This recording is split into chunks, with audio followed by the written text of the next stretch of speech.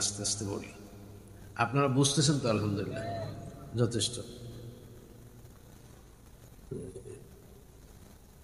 টিকা দিয়েছেন কয় বছর আগে? করোনা টিকা 4-5 বছর আগে না? আচ্ছা। তো এখন মানে আপনাদের কোনো সমস্যা নেই, আপনারা ইসলাম ধর্মে আছেন, এই কথাটা বোঝানোর জন্য একটা দৃষ্টান্ত দিচ্ছি। করোনার টিকা দিয়ে ফেলেছেন সব মানুষ। এখন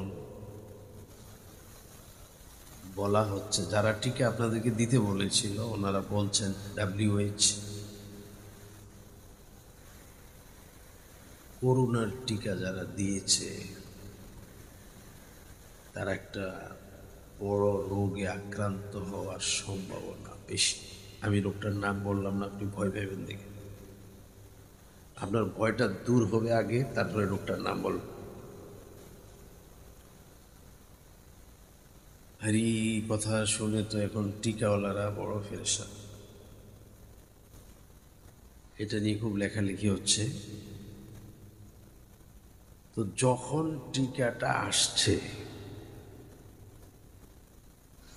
তখন আমরা তো পশ্চাৎপদ, মানে আমরা আলেম যারা, হুজুর যারা, এদেরকে তো মানুষ বুঝছেন তো, এরা অনেক কিছু জানে না বলে তা আমাদেরকে সব বিষয়ে লাগায় না, যেখানে ঠেকে ওখানে লাগায়, আর বাকি বিষয়গুলি কি বুঝে কি জানে। ঠিক আছে, তো আমরা তখন বলেছিলাম টিকাটা আমাদের মুরব্বীরা আমাদের, তারা রাস্তা বলেন বড় বড় সমস্যায় পথ দেখান, ওনারা বলেছেন করোনার টিকাতে 3টা উপাদান আছে। 2টা উপাদান সন্ধান পেয়েছি, আরেকটা নিয়ে এখনো গবেষণা চলছে, মানে ইসলামী স্কলার যারা তারা গবেষণা করতেছেন এটা মানুষের ভিতরে পুশ করা যাবে কিনা, এর মধ্যে হারাম কি পরিমাণ আছে। কারণ বিভিন্ন মৃত প্রাণীর নির্যাস নেওয়া হয়, তো যদি মনে করেন সুরের নির্যাস নেওয়া হয়, তো সুর তো নাজাসাতুল আইন, এটা সব কিছু হারাম। এটার কোনো নির্যাস যদি আপনার ভিতরে ঢুকে তাহলে একটা বড় মুসিবত। তো ওলামারা একটু চিন্তা করতেছেন অনুমতি দিবেন কি দিবেন না।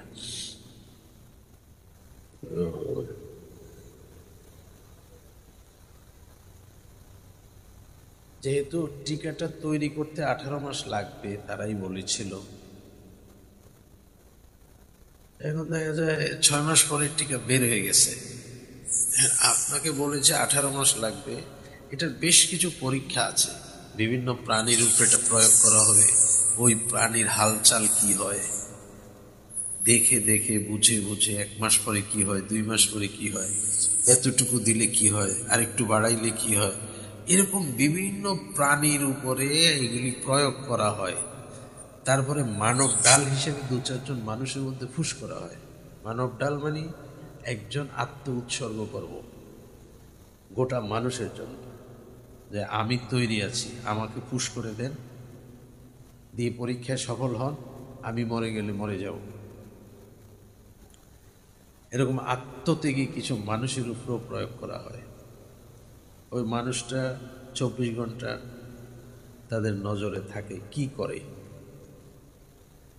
তা 18 মাস লাগবে এটা বাজারজাত করতে, মানুষের কাছে আসতে, কিন্তু 2-3 মাস পরে এই টিকা আবিষ্কার হয়ে গেছে। এখন কার আগে কে বিক্রি করবে, এটা হলো প্রতিযোগিতা। আপনাদের বাংলাদেশের একটা কোম্পানি টিকাটা আবিষ্কার করেছিল, কিন্তু ওরে গুম করে ফেলেছে, খেয়ে ফেলেছে। ওই কোম্পানির এই লোক যদি টিকা বানায় আর বেচে, তাহলে আমরা বড় দেশ হয়ে লাভ হইল কি? আচ্ছা, টিকা আনতেছেন, আপনারা দিতেছেন, এখন তার আলেমের দরকার নেই, ঠিক আছে দেন। এখন বলা হচ্ছে যারা টিকা দিয়ে ফেলেছেন তখন একটা পরিস্থিতির কারণে এটা দিতে হয়েছে, কিন্তু টিকা দেনেওয়ালারা একটা জটিল রোগে আক্রান্ত হবে। তো এটা শুনে আবার আপনারা ঘাবড়াই গেছেন। আগে একবার ঘাবড়াইছেন টিকা না দিলে মরে যাব, এখন আবার ঘাবড়াই গেছেন টিকা দিয়ে তো জনমের ভুল করলাম। আলহামদুলিল্লাহ, আমরা শুরু তো ঘাবড়াই নেই, এখন এই কথা শুনেও ঘাবড়াই নেই। আর আসসালামু আলাইকুম ওয়া রাহমাতুল্লাহ।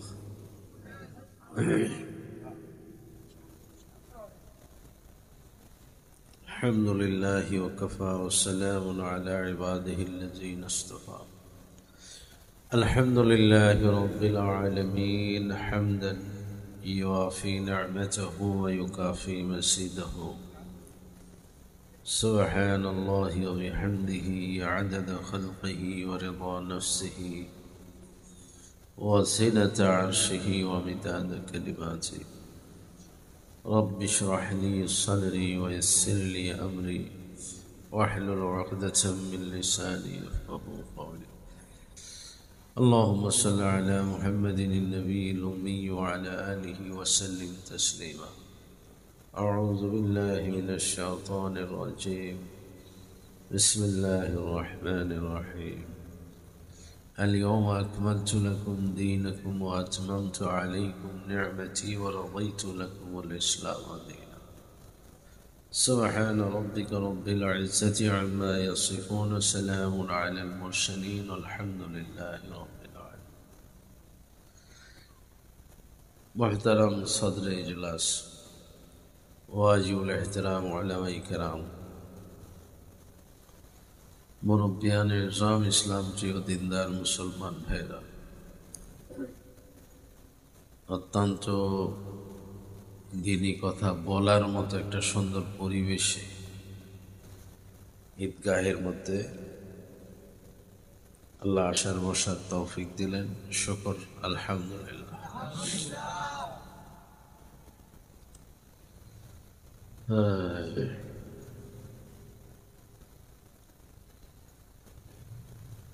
আল্লাহ তাআলা আমাদেরকে এতটুকু সুস্থ রেখেছেন, চোখে দেখি, কানে শুনি, কথা বলতে পারি, হাঁটতে পারি, ইন্দ্রিয়গুলো সচল কাজ করছে।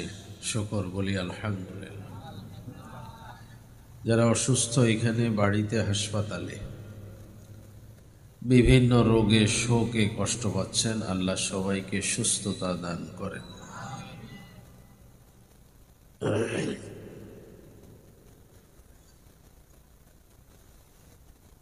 ওয়াজ মানে নসিহত, ওয়াজ মাহফিল মানে যেখানে নসিহত করা হয়। নসিহত মানে উপদেশ, উপদেশ মানে ভালো কথা। ভালো কথা বলার চর্চা না থাকলে সমাজে বড় ছোট, উঁচা নিচা থাকবে না, সম্মানের জায়গা নষ্ট হয়ে যাবে।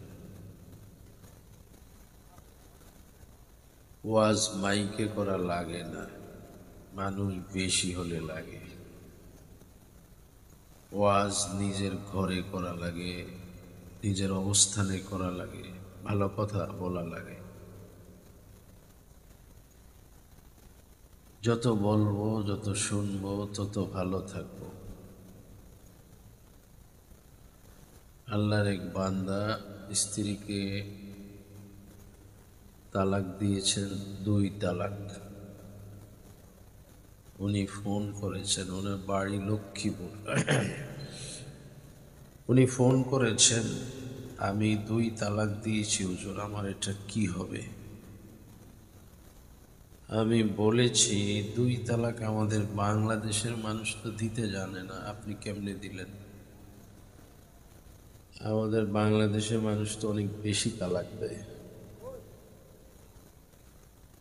তো প্রথম তো আপনার কথা আমার বিশ্বাস হচ্ছে না, সঠিক কথা বলেন। তখন উনি বললেন যে না, আমি 2 তালাকে দিয়েছি। আমি বলছি না, এটা বোঝা যাচ্ছে না কোনোভাবেই।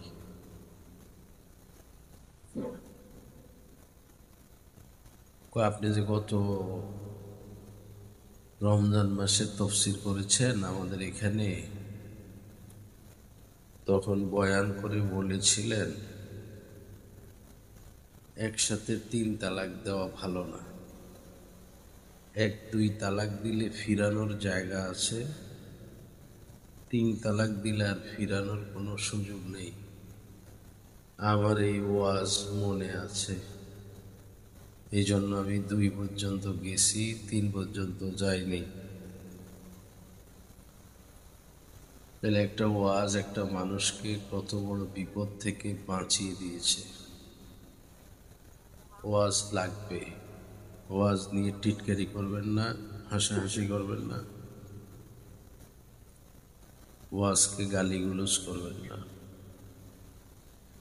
আপনি ওয়াজে না আসলে আপনার ঈমান নষ্ট হবে না, কিন্তু ওয়াজ মাহফিল দিনী জলসাকে নিয়ে মস্কারি করলে টাটকারি ঠিটকারি মস্কারি হাসি ব্যঙ্গ করলে ঈমান চলে যাবে। আপনাদের বাংলাদেশের মানুষের কথা বলেছেন বাইতুল্লাহর এক ইমাম সাহেব, উনি বাংলাদেশ সফরে এসে বলেছেন আমি পৃথিবীর বহু মুসলিম দেশ সফর করেছি,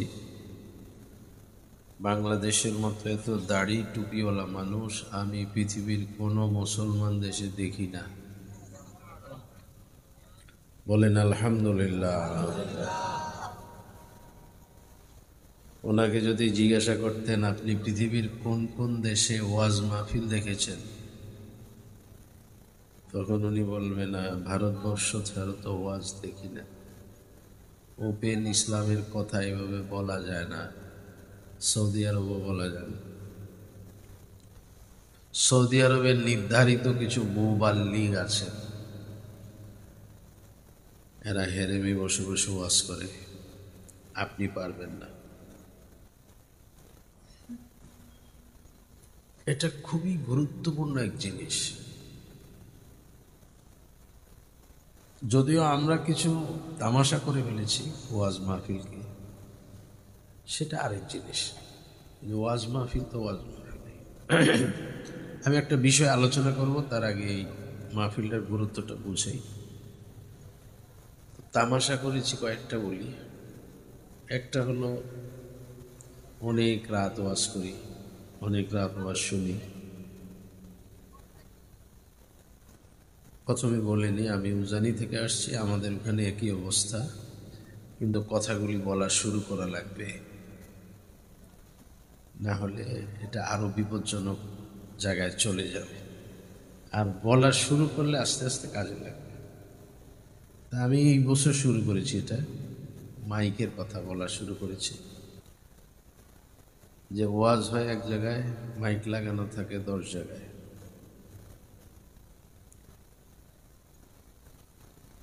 এখন রাত 1টা বেজে যায়, 12টা বেজে যায়, 11টা বেজে যায়, মাইক চলতে থাকে। এখন আশপাশে অনেক মহিলারা ঘুমাইতে পারে না, অনেক বাচ্চারা ঘুমাইতে পারে না, অনেক বৃদ্ধ লোক ঘুমাইতে পারে। তো ওয়াজের নামে যে আমি অন্যকে কষ্ট দিতেছি, এটার কোনো হিসাব নিকাশ করেছি আমি? করিনি। তো কিছু অসতর্কতা হচ্ছে, ঠিক আছে, এগুলি আস্তে আস্তে বললে আবার ঠিক হবে। তা আমি তো এবার শুরু করেছি মাত্র 3-4 মাস। গত সপ্তাহে দেখলাম মুফতি আরিফ বিন হাবিব সাহেব আরো শক্ত করে বলে ফেলেছেন। উনি বলেছেন আমি যেখানে ওয়াজ করব ওই মাঠের বাহিরে যদি কোথাও মাইক লাগানো থাকে আমাকে ওই মাহফিলে দাওয়াত দিবেন না। আমি চিন্তা করলাম আলহামদুলিল্লাহ, আমি তো আরো হালকা করে বলেছি, হুজুর তো আর একটু শক্ত করে বলেছে। আর 5-7 জন যদি বলা শুরু করে তাহলে ওই দূরে দূরের মাইক টানিয়ে মানুষকে কষ্ট দেওয়া আশা করি বন্ধ হয়ে যাবে। আপনারা কি রাগ করছেন এটা শুনে? ওয়াজ করে ভাই কষ্ট দেওয়ার জিনিস না।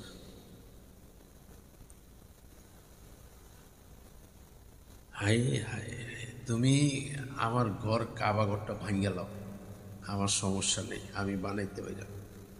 তবে আমার বন্দার মনে কষ্ট দিন, বড় ভয়ঙ্কর হিসাব নিকাশ। আচ্ছা, একটা বিষয়, ওয়াজের নামে মানুষকে আমরা কষ্ট দিই। আরেকটা হলো, আমার আব্বা ওয়াজ করেছেন মাগরিবের পরে।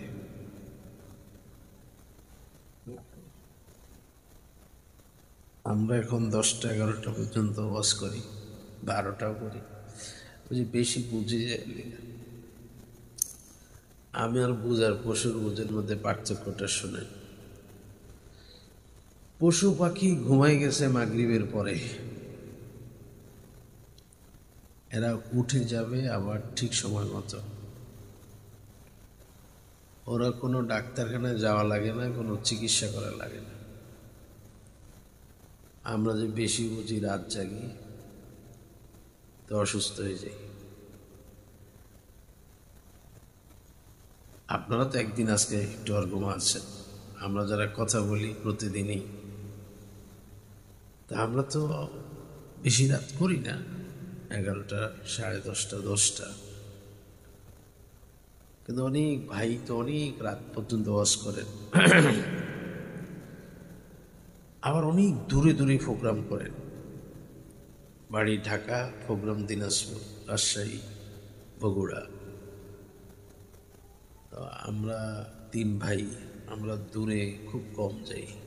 এই ঢাকা থেকে নিয়ে ফেনী, আপনাদের চাঁদপুর থেকে নিয়ে বিবাড়িয়া, এর ভিতরে। তারপরে তো 2টা 1টা 2:30 3টা বাসায় বসতে বসতে। তো রাতে 2 ঘন্টা 3 ঘন্টা যা হলো, সকালে যদি সুযোগ থাকে 1 ঘন্টা, আর না হলে নাই। তাহলে আমি তো অসুস্থ। এই জন্য দেখবেন আকসার বক্তারা অসুস্থ হয়ে গেছে, বেশি পণ্ডিত, বুঝি বেশি। রাত্র বানাইছে ঘুমের লেগে, আমি করি ওয়াজ। এই বেশি বুঝা মানুষের এই সমস্যা। এই জন্য আমার হাসপাতালে সিরিয়াল, ওই আপনার গরু, ছাগল, হাঁস, মোরগ, কুকুর, বিড়াল, গাছের পাখি, এদের কোনো হাসপাতাল নেই। খাদ্য নিয়ন্ত্রণ, খাবার নিয়ন্ত্রণ, ঘুম ঠিক মতো মানে রাত 9টা থেকে নিয়ে 4টা পর্যন্ত। এই লোক হাসপাতালে যাওয়া লাগবে না, সুস্থ, হাসপাতাল তার দরকার নেই। আমি আপনাদের এখানে আসছিলাম, এক ভাই আমাকে বলতেছেন, আপনি গত বছর ওখানে আসছেন না? তা আসছি, কি হয়েছে? আপনি যে একটা ওয়াজ করছেন না, হ্যাঁ, এটা মনে আছে আমার। তা আমি জিজ্ঞাসা করলাম, আরও হুজুর আছে না? কে কে? আরও 2 জন আছিল। তো বলেন ওনারা কি ওয়াজ করছে? মনে নেই। তা আমারটা মনে রইল কেন? আপনি যেখানে, আলহামদুলিল্লাহ, আল্লাহ শুকর নিয়ামত, আপনি যেখানে যে কথা বলেন এগুলি আমরা মনে রাখি, এগুলি মনে রাখার মতো কথা। এখন একটা কথা ছুটে গেছে আল্লাহর পক্ষ থেকে, যে ক্ষুধা লাগলে খাবে, ক্ষুধা থাকতে খানা শেষ করে দিবে, দিনে খানা খেয়ে একটু বিশ্রাম করবে, রাতে খানা খেয়ে একটু হাঁটাচলা করবে, ঘুমাবে 9টা থেকে 4টা পর্যন্ত। এই লোক হায়াত যতদিন, হাসপাতালে যাওয়া লাগবে না।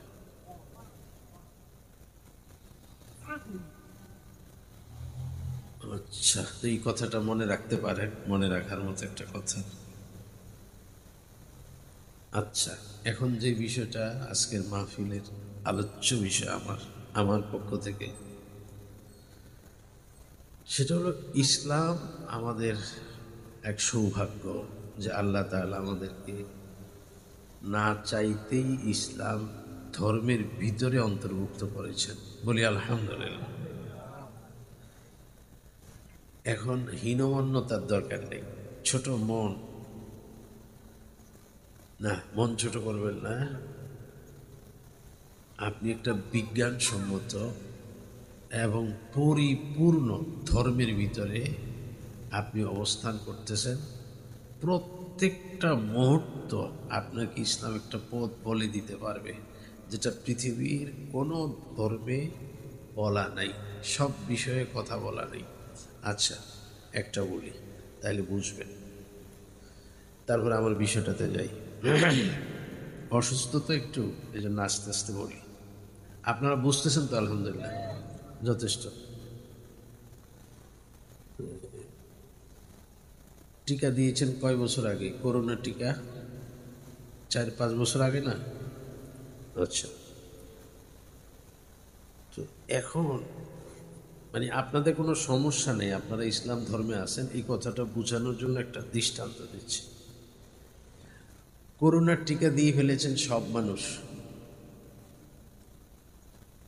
এখন বলা হচ্ছে যারা টিকা আপনাদেরকে দিতে বলেছিল ওনারা বলছেন, WHO করোনার টিকা যারা দিয়েছে তারা একটা বড় রোগে আক্রান্ত হওয়ার সম্ভাবনা বেশি। আমি লোকটার নাম বললাম না, আপনি ভয় পাবেন দেখে। আপনার ভয়টা দূর হবে আগে, তারপরে লোকটার নাম বলবেন। আর এই কথা শুনে তো এখন টিকাওয়ালারা বড় ফেরেশান।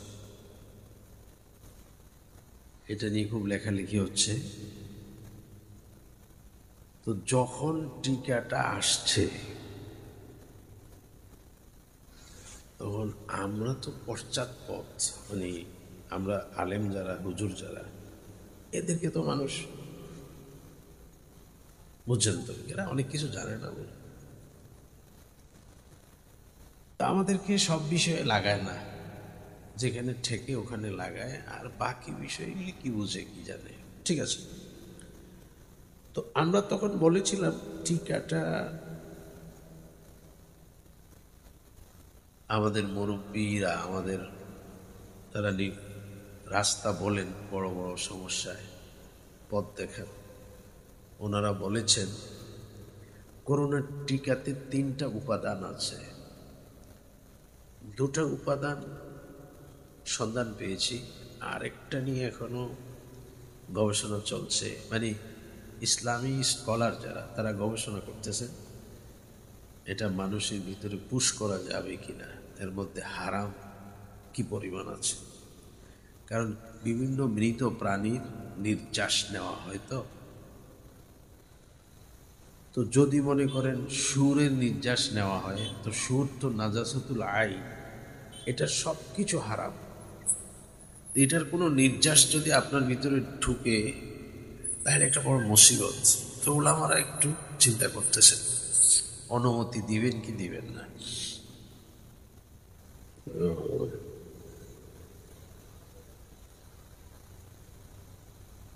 যেহেতু টিকাটা তৈরি করতে 18 মাস লাগবে তারাই বলেছিল, এখন দেখা যায় 6 মাস পরে টিকা বের হয়ে গেছে। আপনাকে বলেছে 18 মাস লাগবে, এটার বেশ কিছু পরীক্ষা আছে, বিভিন্ন প্রাণীর উপরে এটা প্রয়োগ করা হবে, ওই প্রাণীর হালচাল কি হয় দেখে দেখে বুঝে বুঝে 1 মাস পরে কি হয়, 2 মাস পরে কি হয়, এতটুকু দিলে কি হয়, আর একটু বাড়াইলে কি হয়, এরকম বিভিন্ন প্রাণীর উপরে এগুলি প্রয়োগ করা হয়। তারপরে মানব ডাল হিসেবে 2-4 জন মানুষের মধ্যে ফুস করা হয়। মানব ডাল মানে একজন আত্ম উৎসর্গ করব গোটা মানুষের জন্য, যে আমি তৈরি আছি, আমাকে পুশ করে দেন, দিয়ে পরীক্ষায় সফল হন, আমি মরে গেলে মরে যাব। এরকম আত্মত্যাগী কিছু মানুষের উপরও প্রয়োগ করা হয়। ওই মানুষটা 24 ঘন্টা তাদের নজরে থাকে, কি করে। তা 18 মাস লাগবে এটা বাজারজাত করতে, মানুষের কাছে আসতে, কিন্তু 2-3 মাস পরেই টিকা আবিষ্কার হয়ে গেছে। এখন কার আগে কে বিক্রি করবে, এটা হলো প্রতিযোগিতা। আপনাদের বাংলাদেশের একটা কোম্পানি টিকাটা আবিষ্কার করেছিল, কিন্তু ওরে গুম করে ফেলেছে, খেয়ে ফেলেছে। ওই কোম্পানির এই লোক যদি টিকা বানায় আর বেচে, তাহলে আমরা বড় দেশ হয়ে লাভ হইল কি? আচ্ছা, টিকা আনতেছেন, আপনারা দিতেছেন, এখন তার আলেমের দরকার নেই, ঠিক আছে দেন। এখন বলা হচ্ছে যারা টিকা দিয়ে ফেলেছেন তখন একটা পরিস্থিতির কারণে এটা দিতে হয়েছে, কিন্তু টিকা দেনেওয়ালারা একটা জটিল রোগে আক্রান্ত হবে। তো এটা শুনে আবার আপনারা ঘাবড়াই গেছেন। আগে একবার ঘাবড়াইছেন টিকা না দিলে মরে যাব, এখন আবার ঘাবড়াই গেছেন টিকা দিয়ে তো জনমের ভুল করলাম। আলহামদুলিল্লাহ, আমরা শুরু তো ঘাবড়াই নেই, এখন এই কথা শুনেও ঘাবড়াই নেই। আর এখন তো বলাই যায় টিকা কিন্তু দেই নেই, সমস্যা নেই, এখন বলা যায়, তখন তো আর বলতে পারিনি, এখন বলতে পারি টিকা দিই নেই, কিন্তু টিকা দেওয়ার অভিনয়টা ঠিকই করেছি। আচ্ছা,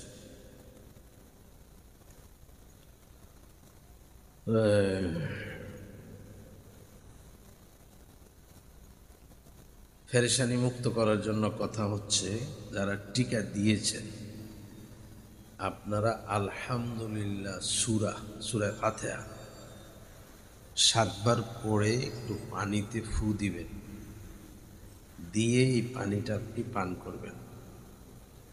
ভিতরে যদি টিকার কোনো জার্ম থাকে বের হয়ে যাবে। এই কথাটা পৃথিবীর কেউ বলবে না, পৃথিবীর কোনো ফ্যাক্টরি, কোনো আবিষ্কার, কোনো ল্যাব, কোনো ওষুধ কোম্পানি আপনাকে বলবে না। এই জন্য তারা, এবার বলি, তারা বলেছে আপনার ক্যান্সার হবে যারা টিকা দিয়েছে। এখন তো ভয় নেই, যেহেতু ফাতিহা পড়ে ফেলেছে, এই জন্য নামটা বললাম আর কি, রোগটার নাম। আলহামদুলিল্লাহ সূরা 7 বার পড়ে ফেলেছেন, টিকার কোনো ক্ষতিকর জার্ম শরীরে থাকলে বের হয়ে যাবে।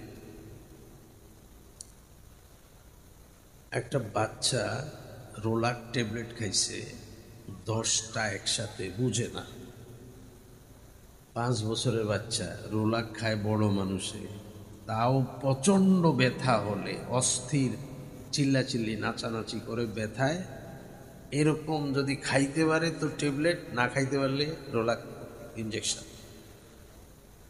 এখন মায়ের ট্যাবলেট বাচ্চা এগুলি সবাই খাই নিচ্ছে 10টা। এখন ব্যথার ট্যাবলেট যদি আপনিও খান, সতর্ক হলো প্রচুর পানি খাইতে হবে, খালি পেটে খাওয়া যাবে না, রুটি 2টা খাবেন, এরপরে ব্যথার ট্যাবলেট খাবেন, তারপরে আরও 2টা রুটি খাবেন, মানে মাঝখানে ব্যথার ট্যাবলেট, যে কোনো ব্যথার ট্যাবলেট খেতে হবে, না হলে কিডনি এফেক্ট হবে। কে বলেছে? ডাক্তার বলেছে।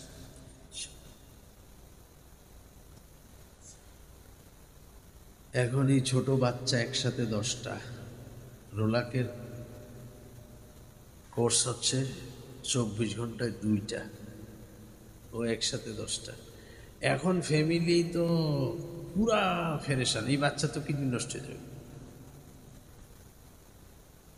তো মানুষ তো থাকেই সব রকম। কথাটা যে কোনোভাবে আমাকে বলা হয়েছে পরামর্শের জন্য, তা আমি বলেছি ওনাকে, বাচ্চাটাকে একটু পানি বেশি পান করান, আর আলহামদুলিল্লাহ সূরা 7 বার পরে পানি পান করতে দেন একটা গ্লাসে করে, তার ভিতর থেকে ট্যাবলেটের ক্ষতিকারক জার্মটা বের হয়ে যাবে। তে এত শক্তি কেন আমার এ কথা বলার? এত শক্তি কই পেলাম? এত শক্তি হচ্ছে আল্লাহ রাসূল সাল্লাল্লাহু আলাইহি ওয়াসাল্লাম বলেছেন, তোমাদের মধ্যে যদি কেউ সকালে 7 বার সূরা ফাতিহা পড়ে, তারে যদি পৃথিবীর বিষাক্ত সাপ ছোবল মারে তাকে বিষে ধরবে না। এই না আমার সালান হলো এটা। আচ্ছা, তাহলে একটা ঘটনাই বলে বলি। সাহাবি, একদল সাহাবি যাচ্ছেন কোথায়, তাঁবু টানাইছেন এক গ্রামে, রাতে একটু আলো লাগবে। এখন এই গ্রামে যারা আছেন তাদেরকে বললেন, ভাই আমরা এখানে রাত্রে থাকবো, আমাদের হয়তো একটু আগুন পানির দরকার হবে। বলেছে না, তোমাদেরকে দিব না, তোমরা যেই ধর্ম নিয়ে চলো, আমরা কোনো সাহায্য করব। তো ঠিক আছে, আমরা তো রাত্রে থাকতে হবে, কারণ সন্ধ্যার পরে এই মরুভূমি তো পাড়ি দেওয়া যাবে না, এটা আবার সকাল লাগবে, রাত্রে থাকি এখানে, সাহায্য করবে না, ঠিক আছে, থাকতে তো হবে। তো সাহাবীরা যার যার মতো করে এশার পরে শুয়ে গেছে। এমন সময় কেউ তাঁবুর বাহিরে এসে বলতেছে, আপনারা জানি কারা? আপনাদের মধ্যে কি কেউ আছেন এরকম সাপের বিষ নামাইতে পারে? আমাদের গ্রামের সর্দারকে সাপে কামড়াইছে, উনি বেহুশ হয়ে পড়ে আছে। আমাদের শল্য চিকিৎসা যা ছিল আমরা করেছি, ওনার সাপের বিষ নামাইতে পারি নাই। তো সাহাবীদের প্রত্যেকের কানে আওয়াজটা গেছে। এরা নতুন মুসলমান হয়েছে, নতুন ধর্ম নিয়ে চর্চা করে, এখনো তো ধর্ম পূর্ণতা হয় নাই। এর মধ্যে এক সাহাবী বলেছে, হ্যাঁ আমি সাপের বিষ নামাইতে পারি, তবে তোমাদেরকে সাহায্য করব না, যেহেতু তোমরা আমাদেরকে সাহায্য করো নাই। এরা রোনাজারি শুরু করছে, আপনি যদি পারেন আসেন। তো উনি বলেছেন আমাকে তাইলে কিছু দিতে হবে। এটা আরেকটা মাসালা আছে, হয়তো এদিকে যাবো না, একটা কন্ট্রাক্ট হয়ে গেছে, ঠিক আছে। তো সাহাবী গেলেন, গিয়ে ওই মরা মানুষ যেটা সর্দার পড়ে আছে তার মাথার কাছে গিয়ে আলহামদুলিল্লাহ সূরা পড়ে ফু দিয়ে পায়ের দিকে চলে গেছে। এরকম 7 বার করার পরে লোকটা উঠে বসে গেছে।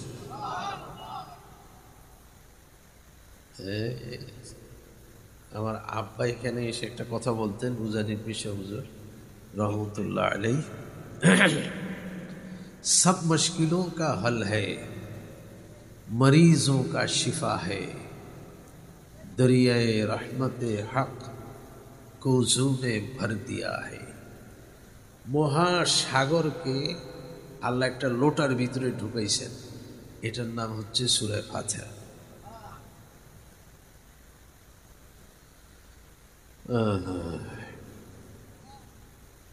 তো ইসলামে সব আছে। এবার আলোচনা, ক্যালিফোর্নিয়া আগুন জ্বলতেছে না, লস এঞ্জেলেস, আগুন নিয়ে একটু কথা বলবো, যেহেতু ইসলাম পরিপূর্ণ একটা ধর্ম।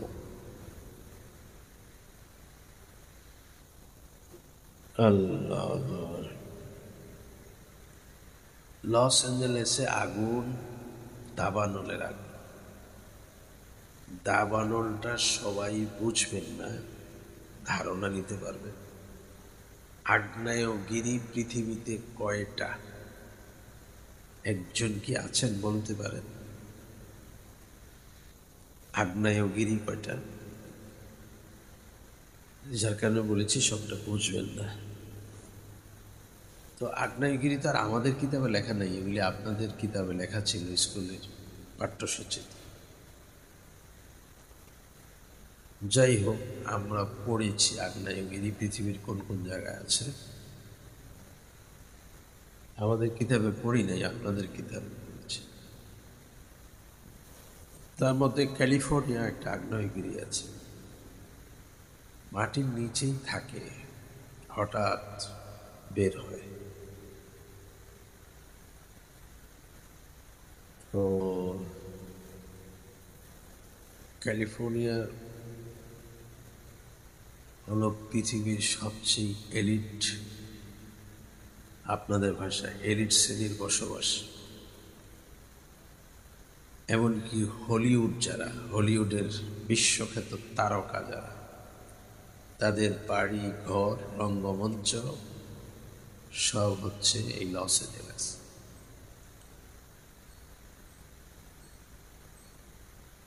আজকের খবর হচ্ছে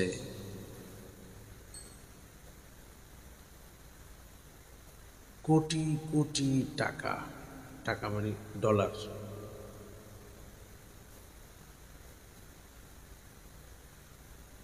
মালিক, বাড়ি গাড়ি টাকা পয়সা ফ্যাক্টরি সব কিছুর মালিক, কিন্তু ত্রাণ সামগ্রীর জন্য পাগলের মতো দৌড়াদৌড়ি করতেছে।